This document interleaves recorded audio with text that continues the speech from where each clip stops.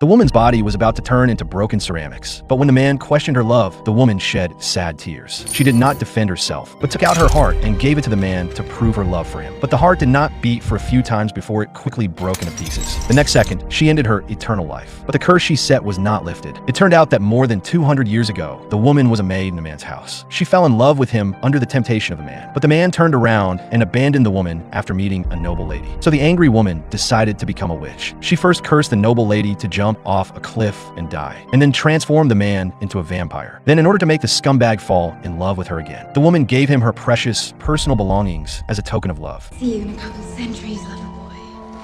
After saying goodbye to the man, the woman slowly closed the coffin. Then she locked the coffin with an iron chain and buried the man deep underground. But 200 years later, real estate developers developed this land, and workers accidentally dug up the coffin. They cut the iron chain with pliers, and a lot of white smoke suddenly came out of the coffin. The man was released because of this. He wanted to find the woman for revenge. The woman also learned the news that he was unsealed. But the woman who had already become the richest woman in the town still loved the man. So she put on a beautiful red dress and tried to make the man fall in love with her. But when the man saw a girl who looked like the noble lady, he fell in love with the noble lady again. He was even willing to give up revenge and only asked the woman to remove the vampire curse from him so that he could be with the noble lady. This broke the woman's heart, and she decided to bury the man underground again. So the two started fighting, but physical attacks were useless for the woman who became a witch. The woman even used witchcraft to revive the statue and locked the man tightly. However, just when the woman was proud of this, a little boy suddenly appeared. He was a man's descendant. Faced with the woman's constant approach, the little boy was not afraid at all. Instead, he summoned the ghost of his mother. With a scream from the ghost, the woman was blown away and hit the chandelier hard. The woman with a damaged soul was about to die at this moment. Faced with the woman who had been obsessed with him for 200 years, the man finally felt a little reluctant and said his final goodbye to her. But this was not the love the woman expected, so the woman died without lifting the curse on the man.